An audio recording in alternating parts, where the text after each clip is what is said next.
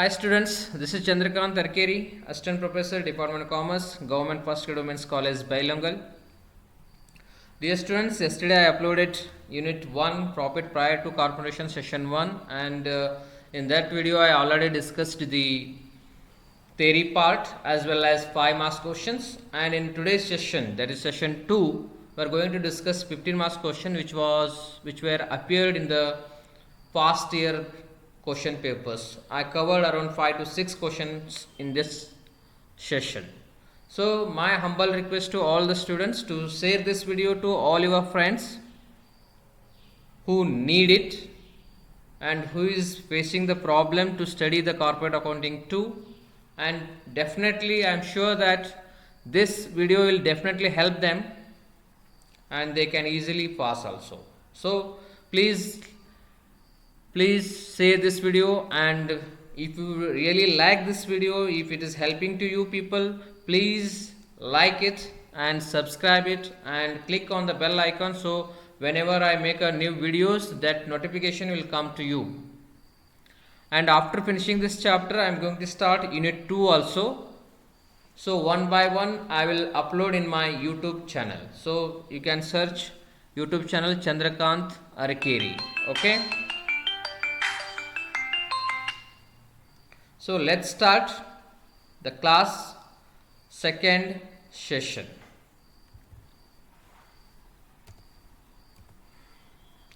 So this is 15 marks question which was appeared in 2015. So in this 15 marks question, what they will ask, ಅವ್ರು ಏನು ಮಾಡ್ತಾರೆ, ನಿಮಗೆ P&L account ಸ್ಟೇಟ್ಮೆಂಟ್ನ ಕೊಟ್ಟಿರ್ತಾರೆ ಅಥವಾ ಒಂದು ಸ್ಟೇಟ್ಮೆಂಟ್ ಕೊಟ್ಟಿರ್ತಾರೆ. ನೀವು ಲಾಸ್ಟ್ ಥರ್ಡ್ ಸೆಮಿಸ್ಟರ್ನಲ್ಲಿ ಫೈನಲ್ ಅಕೌಂಟ್ಸ್ ಮಾಡಿದ್ರಲ್ಲ, P&L account, statement of profit and loss account in vertical format, ಇಲ್ಲಿ ಏನು ಮಾಡಬೇಕಾಗುತ್ತೆ, ನೀವು ಟೈಮ್ ರೇಷಿಯೋ ಬೇಸ್ ಮೇಲೆ ಮತ್ತು ಸೇಲ್ಸ್ ರೇಷಿಯೋ ಬೇಸ್ ಮೇಲೆ ಕೆಲವೊಂದಿಷ್ಟು ಎಕ್ಸ್ಪೆನ್ಸಸ್ಸನ್ನು ಆಫ್ಟರ್ ಇನ್ಕಾರ್ಪೊರೇಷನ್ನು, ಬಿಫೋರ್ ಇನ್ಕಾರ್ಪೊರೇಷನ್ ಅಂತ ನೀವು ಡಿಸ್ಟ್ರಿಬ್ಯೂಟ್ ಮಾಡಿ, you have to calculate what is the profit or loss prior and after incorporation. So which already I discussed in 5 marks questions. You have to calculate time ratio, sales ratio on the basis of the given information in the problem.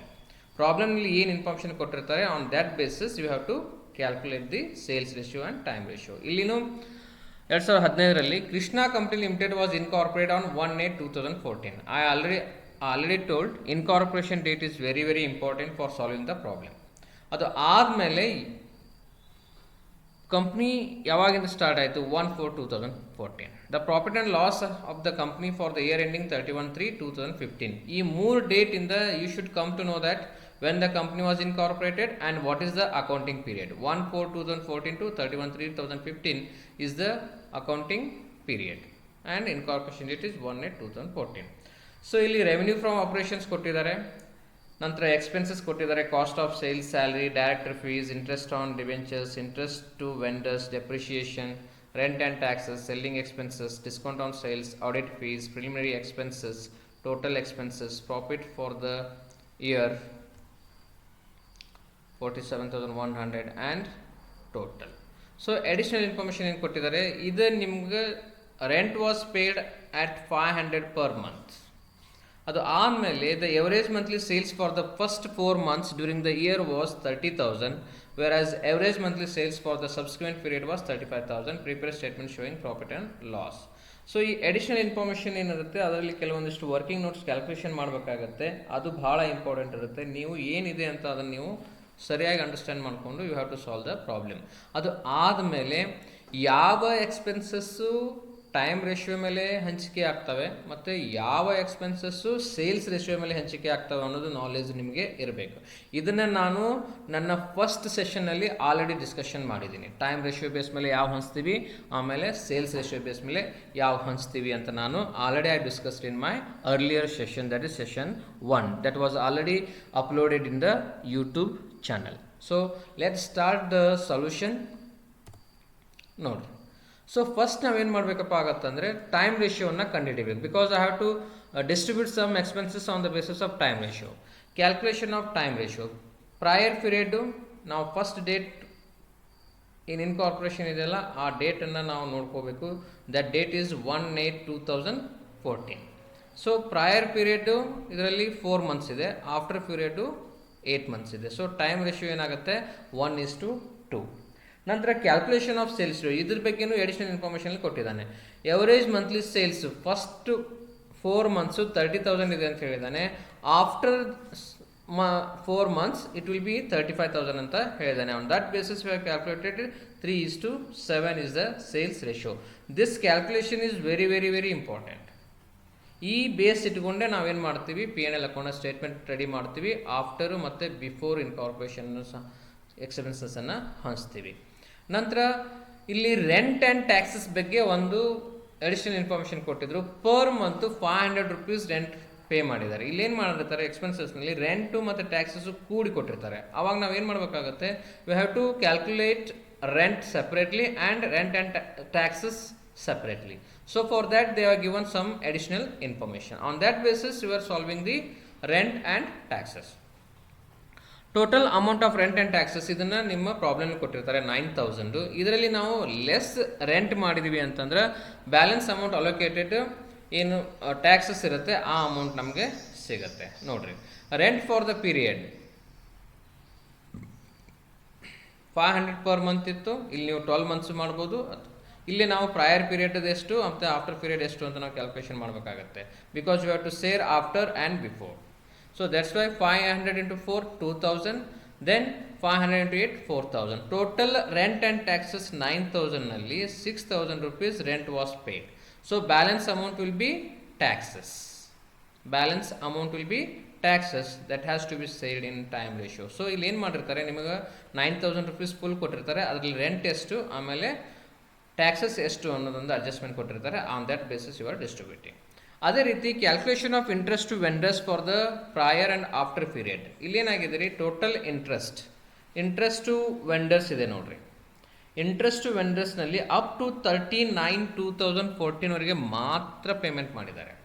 So ಇಲ್ಲಿ ನಾವು ಕೆಲವೊಂದಿಷ್ಟು ವೆಂಡರ್ಸ್ಗೆ ನಾವು ದುಡ್ಡು ಕೊಡಬೇಕಾಗಿತ್ತು. Most ಪ್ರೊಬೆಬಲಿ ನಾವು delay ಮಾಡಿರ್ಬೋದು, ಕಂಪ್ನಿಯವರು delay ಮಾಡಿರ್ಬೋದು.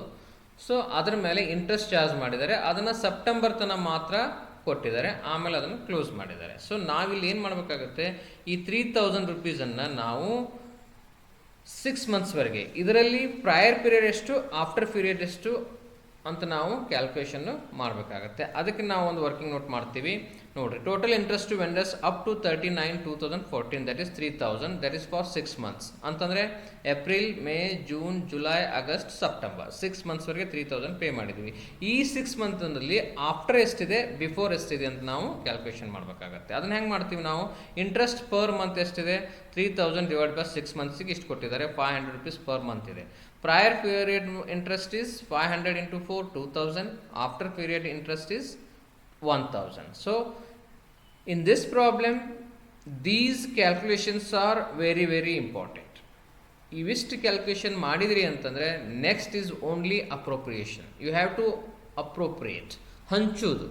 Just time ratio ಮೇಲೆ ಯಾವ್ದು ಹಂಚಬೇಕು, ಸೇಲ್ಸ್ ರೇಷಿಯೋ ಮೇಲೆ ಯಾವ್ದು ಹಂಚಬೇಕು ಅಂತೇಳಿ ನೀವು ಐಡೆಂಟಿಫೈ ಮಾಡಿ just you have to distribute. Okay, let's see how the statement will be.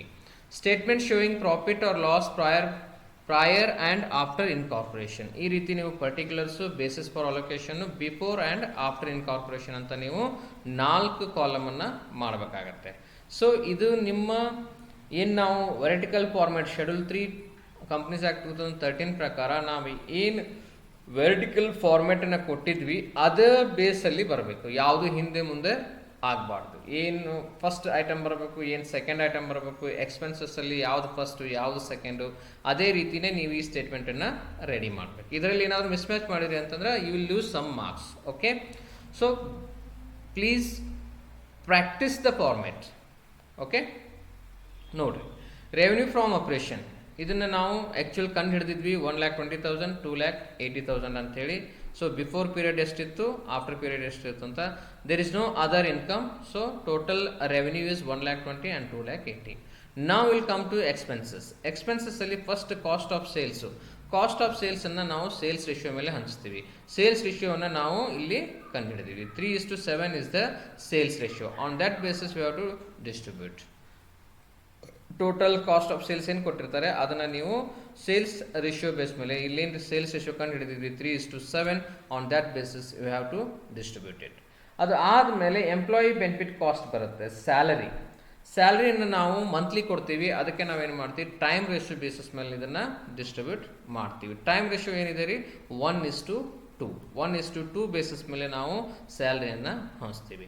ಅದೇ ರೀತಿ ಡೈರೆಕ್ಟರ್ ಫೀಸ್ ಕೊಟ್ಟಿದ್ದಾರೆ. ಸೊ ಡೈರೆಕ್ಟರ್ ಫೀಸ್ನ ನಾವು ಆಫ್ಟರ್ ಇನ್ಕಾರ್ಪೊರೇಷನ್ ಅಂತಲೇ ಟ್ರೀಟ್ ಮಾಡಬೇಕು, because this is paid after ಇನ್ಕಾರ್ಪೊರೇಷನಲ್ಲಿ. ಡೈರೆಕ್ಟ್ರಿಗೆ ನಾವು ಆಫ್ಟರ್ ಇನ್ಕಾರ್ಪೊರೇಷನ್ಗೆ ನಾವು ಫೀಸ್ ಪೇ ಮಾಡಿರ್ತೀವಿ, ಅದಕ್ಕೆ ನಾವು ಇದನ್ನು ಆಫ್ಟರ್ ಅಂತ ಟ್ರೀಟ್ ಮಾಡ್ತೀವಿ.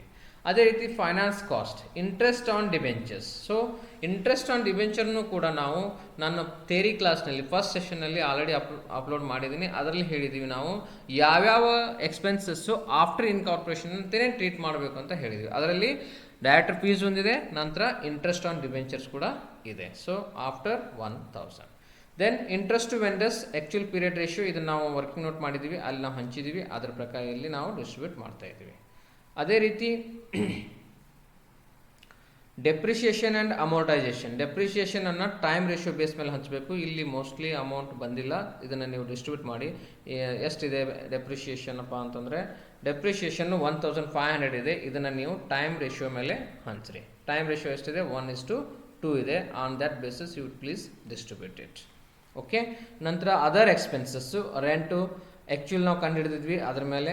ನಂತರ ಟ್ಯಾಕ್ಸಸ್ಸು ಟೈಮ್ ರೇಷಿಯೋ ಮೇಲೆ ಹಂಚ್ತಾ ಇದ್ದೀವಿ. Selling expenses sales related expenses ಇರೋದ್ರಿಂದ ಸೇಲ್ಸ್ ರೇಷಿಯೋ ಮೇಲೆ ಹಂಚ್ತಾ ಇದ್ದೀವಿ.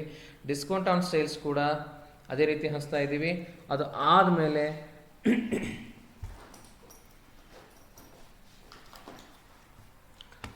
ನೋಡಿ ಡೆಪ್ರಿಷಿಯೇಷನನ್ನು ನಾನು ಹಂಚ್ತೀನಿ. 1500 ಇದೆ, ಅದು ಟೈಮ್ ರೇಷಿಯೋ ಮೇಲೆ ಹಂಚಬೇಕು ಅಂತಂದರೆ ಡಿವೈಡೆಡ್ ಬೈ 3 × 1 500 ಮತ್ತು 1000 ರುಪೀಸನ್ನು ಇಲ್ಲಿ ಬರೀರಿ. ಇಲ್ಲಿ ಮೋಸ್ಟ್ಲಿ ಮಿಸ್ ಆಗಿದೆ. ಡೆಪ್ರಿಷಿಯೇಷನ್ನು ಟೈಮ್ ರೇಷಿಯೋ ಮೇಲೆ ಬಿಫೋರ್ 1500 ನಂತರ 1000 ರುಪೀಸು ಬರುತ್ತೆ. ಸೊ ಟೈಮ್ ರೇಷಿಯೋ ಬೇಸ್ ಮೇಲೆ ನಾವು ಇದನ್ನು ಹಂಚ್ತಾ ಇದ್ದೀವಿ. ಓಕೆ. ಪ್ರಿಲಿಮಿನರಿ ಎಕ್ಸ್ಪೆನ್ಸಸ್ ಕೂಡ ನಾವು ಏನು ಮಾಡ್ತೀವಿ, ಇಂಪಾರ್ಟೆಂಟ್ 3 ಐಟಮ್ಸ್ ಬರ್ತವೆ ಆಫ್ಟರ್ ಇನ್ಕಾರ್ಪೊರೇಷನ್ ಎಕ್ಸ್ಪೆನ್ಸಸ್. ಯಾವ ಬರ್ತಾವಪ್ಪ ಅಂತಂದರೆ, ಒಂದು ಡೈರೆಕ್ಟರ್ ಫೀಸ್, ಇನ್ನೊಂದು ಇಂಟ್ರೆಸ್ಟ್ ಆನ್ ಡಿಬೆಂಚರ್ಸ್, ಮತ್ತೊಂದು preliminary expenses. These 3 items, you should be remember that these 3 items you have to show after incorporation only. In before column it will not come. These expenses will not appear in before column. So be careful while writing these expenses in P&L account. So you have calculated, you have distributed all the expenses on the basis of sales ratio and time ratio, and then afterwards you have to make a total all the expenses. Then you have to minus from sales revenue or total revenue. Then you will come to know how much is the profit. Profit equal to 13,000 and 34,100. So ಈ ರೀತಿ ಮಾಡಿ ನೀವು ನಿಮ್ಮ statement ಏನು ಕೊಟ್ಟಿರ್ತಾರೆ ಇದರಲ್ಲಿ after period ಎಷ್ಟು profit, before period ಎಷ್ಟು ಪ್ರಾಫಿಟ್ಟು ಅಂತ ನಾವು ಕಂಡುಹಿಡಿತೀವಿ. ಸೊ ಇದನ್ನು ನಾವು ಇನ್ಕಾರ್ಪೊರೇಷನ್ ಡೇಟ್ ಬೇಸ್ ಮೇಲೆ ನಾವು ಕ್ಯಾಲ್ಕುಲೇಷನ್ನು ಮಾಡ್ತೀವಿ. So hope you people are getting. Next ಪ್ರಾಬ್ಲಮ್ಗೆ ಹೋಗೋಣ. ಇದು 2016ನಲ್ಲಿ ಬಂದಂಥ ಪ್ರಾಬ್ಲಮ್. ಇದರಲ್ಲೂ ಸೇಮ್ ಪ್ರಾಬ್ಲಮ್ ಇದೆ. There is no much change. ಒಂದ್ಸಲ ನೋಡ್ಕೊಳ್ರಿ. So Prakash trading limited was incorporate on 1/8/2015. This date is very very important. Again and again I am remembering you people, this date is very very important. Then what is the financial year? Okay, ಅದಕ್ಕೆ ಅವರು ಇಲ್ಲಿ ಕೊಟ್ಟಿರ್ತಾರೆ 1/4/2015 31/3/2016 is the accounting period. So ಅಗಳಿ ಥರನೇ problems ಇದೆ ಇದರಲ್ಲಿನೂ ಕೂಡ same ಅದೇ ರೀತಿ. ಇಂಟ್ರೆಸ್ಟ್ ವೆಂಡರ್ಸ್ ಹೇಳಿದ್ದಾರೆ, ಡಿಬೆಂಚರ್ ಇಂಟ್ರೆಸ್ಟ್ ಕೊಟ್ಟಿದ್ದಾರೆ, ಅದರ್ ಎಕ್ಸ್ಪೆನ್ಸಸ್ ಕೊಟ್ಟಿದ್ದಾರೆ. ನಂತರ ಇಲ್ಲಿ ಹೇಳಿದ್ದಾರೆ ನೋಡ್ರಿ, ಇದು this is very important. Total sales for the year ending 31/3/2016 was 1,20,000 divided into 50,000 for the period up to 1/8/2015 and 7,000 for the remaining period. So ಈ ಬೇಸ್ ಇಟ್ಕೊಂಡು ನಾವೇನು ಮಾಡ್ಬೋದು, ಸೇಲ್ಸ್ ರೇಷಿಯೋವನ್ನು ಕಂಡುಹಿಡಿಬೋದು. ಅವರು ಆಲ್ರೆಡಿ ಮಾಡೇ ಕೊಟ್ಟಿದ್ದಾರೆ. 50,000 ಮತ್ತು 70,000 ಮಾಡಿ ನಾವು ಸೇಲ್ಸ್ ರೇಷಿಯೋನ ಕಂಡುಹಿಡಿಬೇಕು. ಇನ್ಕಾರ್ಪೊರೇಷನ್ ಡೇಟ್ ಬೇಸ್ ಮೇಲೆ ನಾವು ಟೈಮ್ ರೇಷಿಯೋನ ಕಂಡುಹಿಡಿಬೇಕು. ಆ ನಂತರ ಪ್ರಾಫಿಟನ್ನು ಹಂಚಬೇಕು. So this again I am going to discuss with you. ಇಲ್ಲಿ ಇನ್ಕಾರ್ಪೊರೇಷನ್ ಡೇಟು 1/8/2015 ಇದೆ. Prior period 1/4/2015 to 31/7/2015, that is 4 months. After period 1/8/2015 to 31/3/2016, that is 8 months. So time ratio will be 1:2. ಅದೇ ರೀತಿ calculation of sales ratio, prior period sales is 50,000, after period sales is 70,000. This is already given in the problem. So on that basis we are calculating the sales ratio 5:7. Next, calculation of interest to vendors. ಇಲ್ಲಿ total interest to vendors up to 1/1/2016 is 2250. That is for 9 months. 9 months ವರೆಗೆ interest ವೆಂಡರ್ಸ್ಗೆ ನಾವು payment ಮಾಡಿದ್ವಿ. ಇದನ್ನು per month basis 250 pay ಮಾಡಿದ್ವಿ. ಇದರಲ್ಲಿ ನಾವು prior period ಎಷ್ಟು, after period ಎಷ್ಟು ಅಂತ ನಾವು ಈ ರೀತಿ ಕ್ಯಾಲ್ಕುಲೇಷನ್ನ ಮಾಡ್ತೀವಿ. So interest for prior period 250 into 4,000, interest for after period 250 into 5, 1250.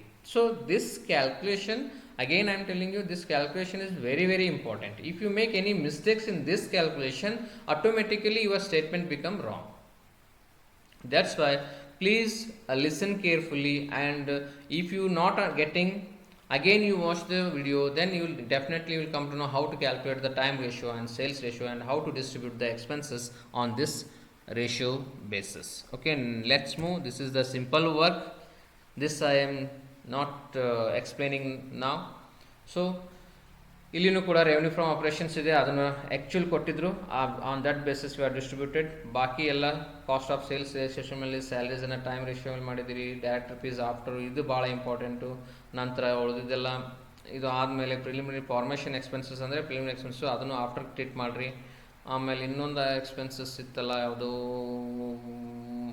Debenture interest. Debenture ಎಷ್ಟು ಅಂದರೆ ಆಫ್ಟರ್ ನೀವು ಟ್ರೀಟ್ ಮಾಡಿರಿ.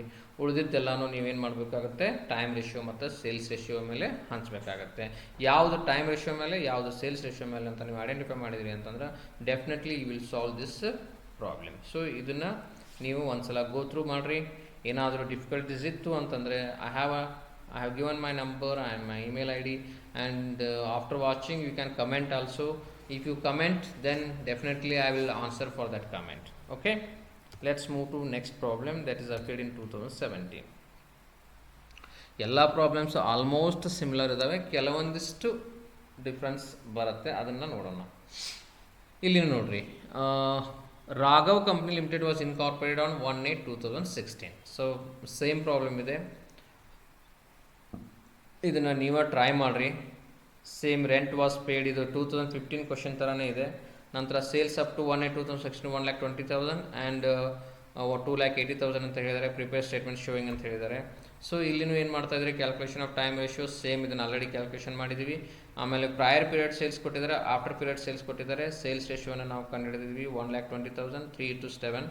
ನಂತರ allocation of rent and taxes, ಇದನ್ನು 2015 ಕ್ವಶನ್ ಪೇಪರ್ನಲ್ಲಿ ನಾನು ಎಕ್ಸ್ಪ್ಲೇನ್ ಮಾಡಿದ್ದೀನಿ. ಎಷ್ಟು ಪ್ರಯರ್ ಪೀರಿಯಡ್ ಇದೆ, ಎಷ್ಟು ಆಫ್ಟರ್ ಪೀರಿಯಡ್ ಇದೆ ಅಂತ ಕ್ಯಾಲ್ಕುಲೇಷನ್ ಮಾಡ್ತೀವಿ. ಉಳಿದಿದ್ದು ಏನಾಗುತ್ತೆ, ಅದು ಟ್ಯಾಕ್ಸಸ್ ಆಗುತ್ತೆ. ಅದನ್ನು ನಾವು ಟೈಮ್ ರೇಷಿಯೋ ಬೇಸ್ ಮೇಲೆ ಕ್ಯಾಲ್ಕುಲೇಷನ್ನು ಮಾಡ್ತೀವಿ. ಅದೇ ರೀತಿ ಕ್ಯಾಲ್ಕುಲೇಷನ್ ಆಫ್ ಇಂಟ್ರೆಸ್ಟು, ಅದನ್ನು 13/9 ಕೊಟ್ಟಿದ್ದಾರೆ. ಸೊ 6 ಮಂತ್ಸ್ ಕೊಟ್ಟಿದ್ದಾರೆ. 1,800 ಡಿವೈಡೆಡ್ ಬೈ 6 ಮಾಡಿ 300 ಪರ್ ಮಂತ್ ಬರುತ್ತೆ. ಇದರಲ್ಲಿ ಇಂಟ್ರೆಸ್ಟ್ ಫಾರ್ ಪ್ರಯರ್ ಪೀರಿಯಡ್ ಎಷ್ಟು, ಇಂಟ್ರೆಸ್ಟ್ ಫಾರ್ ಆಫ್ಟರ್ ಪೀರಿಯಡ್ ಎಷ್ಟು ಅಂತ ಕ್ಯಾಲ್ಕುಲೇಷನ್ ಮಾಡ್ತೀವಿ. ಇದನ್ನು ನಾವು ಸ್ಟೇಟ್ಮೆಂಟಲ್ಲಿ ಅಪಿಯರ್ ಮಾಡ್ತೀವಿ. So this is the statement. Revenue from operation actually ಕೊಟ್ಟಿದ್ರು. ನಂತರ expenses, cost of sales ratio ಮೇಲೆ ಹಂಚಿದ್ವಿ. ಅದು ಆದಮೇಲೆ salary and allowances time ratio ಮೇಲೆ ಹಂಚ್ತಾ ಇದ್ದೀವಿ. ಡೈರೆಕ್ಟರ್ ಫೀಸನ್ನು ಆಫ್ಟರ್ ಅಂತ ಟ್ರೀಟ್ ಮಾಡ್ತಾ ಇದ್ದೀವಿ. ನಂತರ finance cost, interest on debentures after expenses, ಅದು ಇಂಟ್ರೆಸ್ಟ್ ವೆಂಡರ್ಸು ಇದನ್ನು ವರ್ಕಿಂಗ್ ನೋಟ್ ಮಾಡಿದ್ವಿ, ಅದರ ಪ್ರಕಾರ ಹಂಚಿದ್ವಿ. ಡೆಪ್ರಿಷಿಯೇಷನನ್ನು ಟೈಮ್ ರೇಷಿಯೋ ಬೇಸ್ ಮೇಲೆ ಹಂಚಬೇಕು. ಆಮೇಲೆ ರೆಂಟನ್ನು ನಾವು ಕ್ಯಾಲ್ಕುಲೇಷನ್ ಮಾಡಿದ್ವಿ, ಪ್ರಯರ್ ಎಷ್ಟು ಆಫ್ಟರ್ ಎಷ್ಟು ಅಂತ ಹೇಳಿ ಅದನ್ನು ಎಂಟ್ರಿ ಮಾಡಿದ್ವಿ. ಟ್ಯಾಕ್ಸಸ್ಸನ್ನು ಟೈಮ್ ರೇಷಿಯೋ ಮೇಲೆ ಹಂಚಬೇಕು. Selling expenses sales ratio, audit ಫೀಸನ್ನು ನಾವು ಟೈಮ್ ರೇಷಿಯೋ ಮೇಲೆ ಹಂಚ್ತೀವಿ. ಡಿಸ್ಕೌಂಟ್ ಆನ್ ಸೇಲ್ಸನ್ನು ನಾವು ಸೇಲ್ಸ್ ರೇಷಿಯೋ ಮೇಲೆ ಹಂಚ್ತೀವಿ. ಟೋಟಲ್ ಎಕ್ಸ್ಪೆನ್ಸಸ್ಸನ್ನು ಕಂಡು ಹಿಡಿತೀವಿ. ನಂತರ ಟೋಟಲ್ ರೆವೆನ್ಯೂ ಅಲ್ಲಿ ಟೋಟಲ್ ಎಕ್ಸ್ಪೆನ್ಸಸ್ಸನ್ನು ಮೈನಸ್ ಮಾಡ್ತೀವಿ. You will come to know how much is the profit. So this is the before and after incorporation statement. Okay students, a little bit I am going fast because already I explained first problem 2015 question ಚೆನ್ನಾಗಿ ನಾನು explain ಮಾಡಿದ್ದೀನಿ. ಅದೇ ರೀತಿ ಇರೋದ್ರಿಂದ I am little bit going fast. ನಿಮ್ಗೆ fast ಅನ್ನಿಸ್ತು ಅಂತಂದರೆ ನೀವು ಸ್ವಲ್ಪ ಪಾಸ್ ಮಾಡಿ ಅದನ್ನು ಸರಿಯಾಗಿ ಬಿಡಿಸಿ ಮತ್ತೆ ವಿಡಿಯೋವನ್ನು ನೀವು ನೋಡ್ಕೋಬೋದು. ಓಕೆ, ಈ ಪ್ರಾಬ್ಲಮ್ಮು 2018ನಲ್ಲಿ ಬಂದಿದ್ದು. ಓಕೆ ನೋಡಿರಿ, ಸೇಮ್ ಇರುತ್ತೆ, ಆಲ್ಮೋಸ್ಟ್ ಸೇಮ್ ಇರುತ್ತೆ, there is no much change. Meera limited was incorporated on 1/7/2017. Okay, ಇಲ್ಲಿ ಇಷ್ಟೊಂದು ಪ್ರಾಬ್ಲಮ್ ಮಾಡಿದೀವಲ್ಲ ನಾವು. 18 ಆಗಸ್ಟ್ನಲ್ಲಿತ್ತು, ಇದು 17 ಇದೆ. Okay, be careful. ಆಮೇಲೆ ಇಯರು 1/4/2017 ಟು 31/3/2018 ಇದೆ. Accounting year 1/4/2017 to 31/3/2018. And incorporation date Raghava limited, Madhav limited ಯಾವಾಗ ಇನ್ಕಾರ್ಪೊರೇಷನ್ ಮಾಡ್ಕೊಳ್ತು? 1/7/2017ಗೆ ಮಾಡ್ಕೊಳ್ತು. ಓಕೆ, ಎಲ್ಲ ಎಕ್ಸ್ಪೆನ್ಸಸ್ ಕೊಟ್ಟಿದ್ದಾರೆ. ಇಲ್ಲಿನೂ ಕೂಡ ಇಂಟ್ರೆಸ್ಟ್ ಟು ವೆಂಡರ್ಸ್ ಅಂತ ಹೇಳಿದ್ದಾರೆ. Up to 31/7/2017. April, May, June, July 4 ತಿಂಗಳ ಬಡ್ಡಿಯನ್ನು ಕೊಟ್ಟಿದ್ದಾರೆ. 4,000 ರೂಪಾಯಿ ಏನು ಮಾಡಿದ್ದಾರೆ? 4 ತಿಂಗಳ ಬಡ್ಡಿಯನ್ನು ಕೊಟ್ಟಿದ್ದಾರೆ. ಸೊ ಉಳಿದಿದ್ದೆಲ್ಲ ಎಕ್ಸ್ಪೆನ್ಸಸ್ ಇದ್ದಾವೆ. ಅದು ಆದಮೇಲೆ ಅಡಿಷನಲ್ ಇನ್ಫಾರ್ಮೇಷನ್ ಇದೆ. Bad debts up to 36/2017 were 1,900. Bad debts ಏನಿದೆ ಅಲ್ಲ 4,000ನಲ್ಲಿ ಪ್ರಯರ್ ಪೀರಿಯಡ್ದು ಎಷ್ಟು, ಆಫ್ಟರ್ ಪೀರಿಯಡ್ ಎಷ್ಟು ಅಂತ ಅವರು ತಾವಾಗೆ ಹೇಳಿದ್ದಾರೆ. So bad debts up to 36/2017, ಈ 4,000ಅಲ್ಲಿ 1,900 ಏನಿದೆಯಲ್ಲ ಅದು ಪ್ರಯರ್ ಇದೆ. ಉಳಿದ ಅಮೌಂಟ್ ಏನಿದೆಯಲ್ಲ ಅದು ಆಫ್ಟರ್ ಇದೆ. ನಂತರ the average monthly sales for the first 3 months were 30,000, whereas the average monthly sales for the subsequent period was 40,000. So first 3 months 30,000, ಆ ನಂತರ ಪರ್ ಮಂತ್ 40,000 ಇದೆ. ಇದನ್ನು ನಾವು ಸೇಲ್ಸ್ ರೇಷಿಯೋ ಕಂಡುಹಿಡಿಯಲಿಕ್ಕೆ ನಾವು ಯೂಸ್ ಮಾಡ್ತೀವಿ. So let's see how you have calculated the sales ratio and time ratio, and how you are calculated the interest to vendors and bad debts. Okay, note calculation of time ratio. Prior period 1/4/2017 to 36/2017, that is 3 months. After period 1/7/2017 to 31/3/2018, that is 9 months. Therefore time ratio is 1:3. Sales for prior period ಅವ್ರು ಹೇಳಿದ್ರು first 3 months average monthly sales into number of months prior period 30,000 into 3. ಈ 3 months ಏನು prior period ಇತ್ತು ಅದಕ್ಕೆ 30,000 into 3 ಮಾಡಿದ್ರೆ ಅಂತ 9,000 ಬರುತ್ತೆ. ನಂತರ sales for after period average monthly sales into number of months for the after period, that is 3,60,000. ಇದು sales ratio 90,000, 3,60,000. 1:4 is the your sales ratio. ಅದೇ ರೀತಿ ನಾವು calculation of interest to vendors for after period 4 months ವರೆಗೆ pay ಮಾಡಿದ್ದೀವಿ ನಾವು. 4 months per month 1,000 rupees pay ಮಾಡಿದ್ವಿ. ಇದರಲ್ಲಿ prior period 3 months, after period 1 month, 3,000 and 1,000. ಅದೇ ರೀತಿ allocation of bad debts for the prior and after period total amount bad debts 4,000 ಇತ್ತು. Bad debts for prior period ಅವರ problem ಹೇಳಿದರು 1,900 ಅಂತ ಹೇಳಿ. ಉಳಿದ ಅಮೌಂಟು ಆಫ್ಟರ್ ಪೀರಿಯಡ್. ಇದಿಷ್ಟು ನೀವು ಸರಿಯಾಗಿ ಮಾಡ್ಕೊಂಡ್ಬಿಟ್ರಿಪ್ಪ ಅಂತಂದರೆ ಪ್ರಾಬ್ಲಮ್ ಇಲ್ಲಿಗೆ ಸಾಲ್ವ್ ಆಗುತ್ತೆ. ಅನಂತರ just distribute only. Revenue from operation ನಾವು ಇದು ಕ್ಯಾಲ್ಕುಲೇಷನ್ ಮಾಡಿದ್ವಿ 90,000 to 3,60,000. ಅದಾದಮೇಲೆ ಟೋಟಲ್ ರೆವೆನ್ಯೂ ಕಂಡು ಹಿಡಿದ್ವಿ. ಕಾಸ್ಟ್ ಆಫ್ ಸೇಲ್ಸನ್ನು ಸೇಲ್ಸ್ ರೇಷಿಯೋ, ಸ್ಯಾಲ್ರೀಸನ್ನು time ratio, director fees after, finance ಕಾಸ್ಟ್ನಲ್ಲಿ interest on debentures after treat ಮಾಡ್ತೀವಿ. ಇಂಟ್ರೆಸ್ಟ್ ಟು ವೆಂಡರ್ಸನ್ನು ನಾವು ಆ್ಯಕ್ಚುಲಿ ಕ್ಯಾಲ್ಕುಲೇಷನ್ ಮಾಡಿದ್ದೀವಿ. ನಂತರ ಡಿಪ್ರಿಷಿಯೇಷನನ್ನು ಟೈಮ್ ರೇಷಿಯೋ ಬೇಸ್ ಮೇಲೆ ಹಂಚ್ತೀವಿ. ನಂತರ rent and taxes time ratio, advertisement sales ratio, audit fees time ratio, discount on sales ratio ಮೇಲೆ ಹಂಚ್ತೀವಿ. ಬ್ಯಾಡ್ ಡೆಟ್ಸನ್ನು ಆ್ಯಕ್ಚುಲಾಗಿ ನಾವು ಕ್ಯಾಲ್ಕುಲೇಷನ್ ಮಾಡಿದ್ವಿ. ನಂತರ ಫಾರ್ಮೇಷನ್ ಎಕ್ಸ್ಪೆನ್ಸಸ್ಸು ಆಫ್ಟರ್ ಅಂತ ಟ್ರೀಟ್ ಮಾಡ್ತೀವಿ. ಸೊ ಟೋಟಲ್ ಎಕ್ಸ್ಪೆನ್ಸಸ್ಸನ್ನು ಟೋಟಲ್ ಮಾಡಿದ ನಂತರ ನೀವು ಟೋಟಲ್ ರೆವೆನ್ಯೂನಲ್ಲಿ ಟೋಟಲ್ ಎಕ್ಸ್ಪೆನ್ಸಸ್ನ ಮೈನಸ್ ಮಾಡಿದ್ರಿ ಅಂತಂದರೆ you will come to know how much profit for prior period and after period. Before ಮತ್ತು ಆಫ್ಟರ್ ಎಷ್ಟು ಅಂತ ನಾವು ಕಂಡು ಹಿಡಿತೀವಿ. Okay, hope students you are getting my explanation. Now we'll move to last question, that is 2019 questions. Sorry,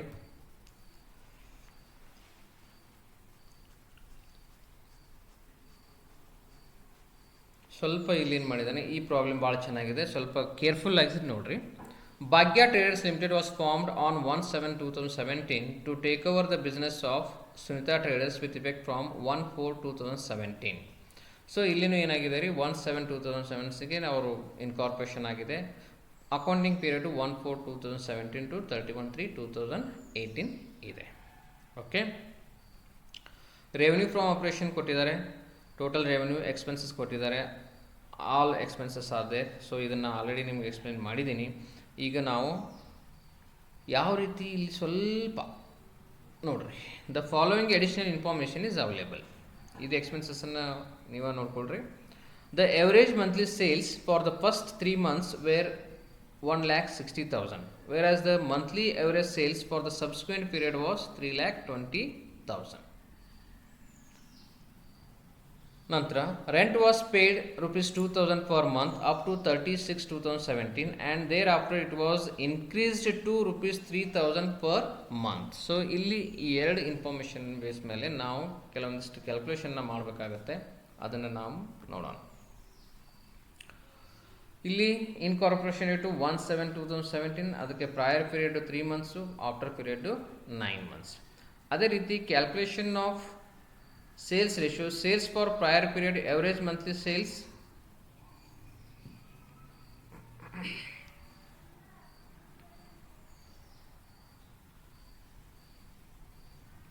ನೋಡ್ರಿ ಇಲ್ಲಿ ಏನಾಗುತ್ತೆ, revenue from operations 9,36,000 ಕೊಟ್ಟಿದ್ದಾರೆ.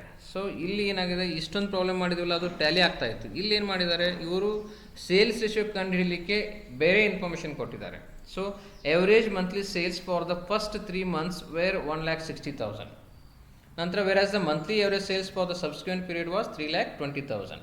So ಇದನ್ನು ನಾವು ಟೋಟಲ್ ಮಾಡಿದ್ದೀವಿ ಅಂತಂದರೆ ನಿಮಗೆ ಇಲ್ಲಿ ಕೊಟ್ಟಂಥ ಸೇಲ್ಸ್ಗೆ ಮ್ಯಾಚ್ ಆಗೋದಿಲ್ಲ. So this calculation you will take care only for the calculation of sales ratio.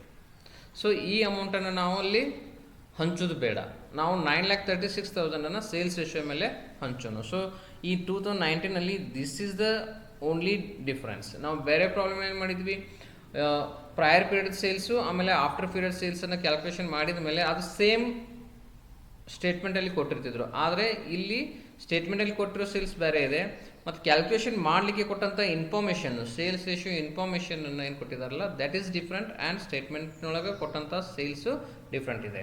So this additional information you will use for the calculation of sales ratio. On that basis, you will distribute this 9,36,000 as a prior and after. Okay.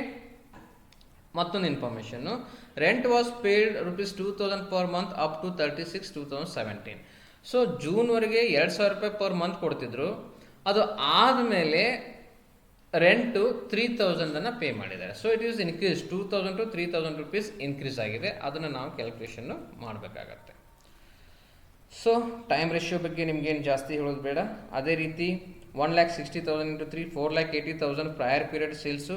ನಂತರ sales for after period 3,20,000 into 9 28,80,000. So sales ratio 4,80,000 is to 28,88,000. 1:6 is the sales ratio. So ಇದನ್ನು ನಾವು after before ಅಂತ ತೋರಿಸ್ಬಾರ್ದು, ಯಾಕಂದರೆ ಇದು ಸ್ಟೇಟ್ಮೆಂಟಲ್ಲಿ ಕೊಟ್ಟಂಥ sales ವ್ಯಾಲ್ಯೂಗೆ match ಆಗ್ತಾ ಇಲ್ಲ. So this you will take care only to calculate the sales ratio. Again and again I am repeating, this you will take care to distribute sales revenue, or on this basis you will distribute your sales value which was appeared in the statement. Now allocation of rent and taxes for prior and after period. So total amount of rent and taxes is 35,000. In this we have to calculate the rent. Rent for prior period 2,000 into 3, that is 6,000. Then rent for after period, that is 9 months, that is 3,000. This you have to make it a 3,000 rupees. 3,000 into 9, 3,000 into 9, that is 27,000. So total rent was paid in that particular period is 33,000. So remaining ಏನಿದೆ, that is taxes, that will be distributed on time ratio basis. So this is very very important calculation. First 3 months 2,000 pay ಮಾಡಿದ್ದಾರೆ. After ಪೀರಿಯಡಲ್ಲಿ 9 months ಏನು ಮಾಡಿದಾರಲ್ಲ ಅದನ್ನು 3,000 rupees pay ಮಾಡಿದ್ದಾರೆ. So ಇದನ್ನು ನೀವು 3,000 ಅಂತ ಬರೀರಿ. This is not 2,000, this is 3,000. So on that basis only we have calculated. Okay, next ಅದೇ ರೀತಿ calculation of interest to vendors for prior and after period. Total amount of interest up to 39,200 10,000 pay ಮಾಡಿದ್ದಾರೆ for 6 months.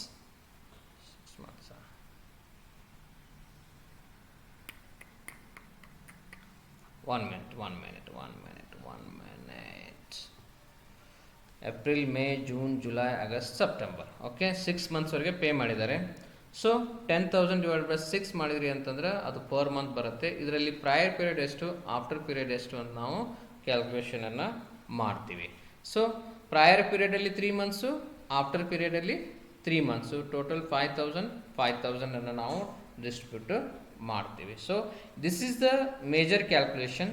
ಇಲ್ಲಿ ಈ 2019 ಪ್ರಾಬ್ಲಮ್ನಲ್ಲಿ ಇದೇ ಸ್ವಲ್ಪ ನಿಮ್ಗೆ changes ಮಾಡಿ ಕೊಟ್ಟಿದ್ದಾರೆ. ಓಕೆ, ನಾವು will distribute all the expenses on the basis of time ratio and on the basis of sales ratio. ನೋಡಿ, ರೆವೆನ್ಯೂ ಫ್ರಾಮ್ ಆಪರೇಷನ್ ಇದನ್ನು ನಾವು ಏನಿಲ್ಲಿ ಸೇಲ್ಸ್ ರೇಷಿಯೋ ಕಂಡು ಹಿಡಿದಿದ್ದೀವಲ್ಲ 1:6, on that basis we are distributing 9,36,000 ನೀವು distribute ಮಾಡಬೇಕು. ಯಾವ base ಮೇಲೆ? 1:6 divided by 7 into 133,714.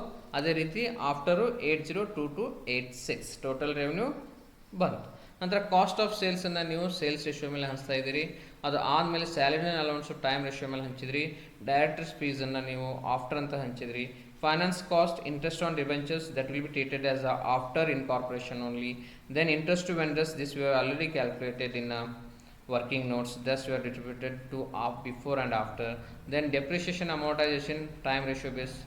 Other expenses, rent, actually we have calculated. Taxes on the basis of time ratio. General expenses on the basis of time ratio. Commission on sales, sales ratio. Advertisement, sales ratio. Audit fees, time ratio. So total expenses is 1,30,000 and 5,69,000. So profit will be 3,714 and 233,286. So dear students, this chapter is very easy. Please share this video to your friends also. And if you are not getting my explanation or if you are not understanding the problems, then you can write to me, comment to me. ನಿಮ್ಗೆ like ಆಯಿತು ಅಂತಂದರೆ like button ಒತ್ತಿ. ಸೊ ನೀವು like ಮಾಡೋದ್ರಿಂದ ನಮಗೇನಾಗುತ್ತೆ, positive motivation ಸಿಗುತ್ತೆ. ಮತ್ತೆ ನಾವು ವಿಡಿಯೋ ಮಾಡಬೇಕು. We have to help the students who required this videos, who required this type of videos. For them we can definitely help. ಅದಕ್ಕೆ ನೀವೇನು ಮಾಡಿರಿ, ನಿಮ್ಮ ಫ್ರೆಂಡ್ಸಿಗೆ ಶೇರ್ ಮಾಡಿರಿ. ನನ್ನ ಯೂಟ್ಯೂಬ್ ಚಾನಲ್ನ ಸಬ್ಸ್ಕ್ರೈಬ್ ಮಾಡಿರಿ. ಇದು ಒಂದೇ ಟಾಪಿಕ್ ಅಲ್ಲ, ನನ್ನ ಯೂಟ್ಯೂಬ್ ಚಾನಲಲ್ಲಿ ಸಾಕಷ್ಟು ಸಬ್ಜೆಕ್ಟ್ಗಳ ವಿಡಿಯೋ ಇದ್ದಾವೆ. ಮಾಡರ್ನ್ ಬ್ಯಾಂಕಿಂಗ್ ನಿಮ್ಮ 4th ಸೆಮಿಸ್ಟರ್ ಸಂಬಂಧಪಟ್ಟಂಗೆ ಎಲ್ಲ ಸೆಷನ್ ವೈಸ್ ಯೂನಿಟ್ ವೈಸ್ 5 ಯೂನಿಟ್ದು ಅರೌಂಡ್ 36 ವಿಡಿಯೋಸನ್ನು ನಾವು 10 ನಿಮಿಷ 15 ನಿಮಿಷದ ವಿಡಿಯೋಸನ್ನು ನನ್ನ ಯೂಟ್ಯೂಬ್ನಲ್ಲಿದ್ದಾವೆ. ಅದು ನಿಮಗೆ ಕನ್ನಡ ಮತ್ತು ಇಂಗ್ಲೀಷ್ನಲ್ಲಿ ಎಕ್ಸ್ಪ್ಲನೇಷನ್ಸ್ ಇದೆ. ಅದು ಅಲ್ಲದೆ ಕಾಸ್ಟಿಂಗ್ ಸಬ್ಜೆಕ್ಟ್ದು ಕಾಂಟ್ರಾಕ್ಟ್ ಕಾಸ್ಟಿಂಗ್ ಆಗಲಿ, ಔಟ್ಪುಟ್ ಕಾಸ್ಟಿಂಗ್ ಆಗಲಿ, ಪ್ರೊಸೆಸ್ ಕಾಸ್ಟಿಂಗ್ ಆಗಲಿ, ಮಟೀರಿಯಲ್ ಕಾಸ್ಟಿಂಗ್ ಆಗಲಿ, ಸೊ ಅದರ ವಿಡಿಯೋಸ್ ಇದ್ದಾವೆ. ಸಾಕಷ್ಟು ಕ್ವಶನ್ ಪೇಪರನ್ನು ನಾನು ಬಿಡಿಸಿ ಯೂಟ್ಯೂಬ್ನಲ್ಲಿ ಅಪ್ಲೋಡ್ ಮಾಡಿದ್ದೀನಿ. ಸೊ ನಿಮ್ಮ ಸೀನಿಯರ್ಸಿಗಾಗಲಿ, ನಿಮ್ಮ ಜೂನಿಯರ್ಸಿಗೆ ಫೈನಾನ್ಷಿಯಲ್ ಅಕೌಂಟಿಂಗ್ದು ಬೇಸಿಕ್ಸ್ ವಿಡಿಯೋಸ್ ಇದ್ದಾವೆ. ಸೊ ಇದು ಏನಾಗುತ್ತೆ, ನೀವು ಕಾರ್ಪೊರೇಟ್ ಅಕೌಂಟಿಂಗ್ 2 ನೋಡುವಾಗ ನಿಮ್ಮ ಫ್ರೆಂಡ್ಸು, ನಿಮ್ಮ ಜೂನಿಯರ್ಸು, ನಿಮ್ಮ ಸೀನಿಯರ್ಸು ಯಾರಾದ್ರೂ ಕೂಡ ಅವರಿಗೂ ಕೂಡ ಶೇರ್ ಮಾಡಿ.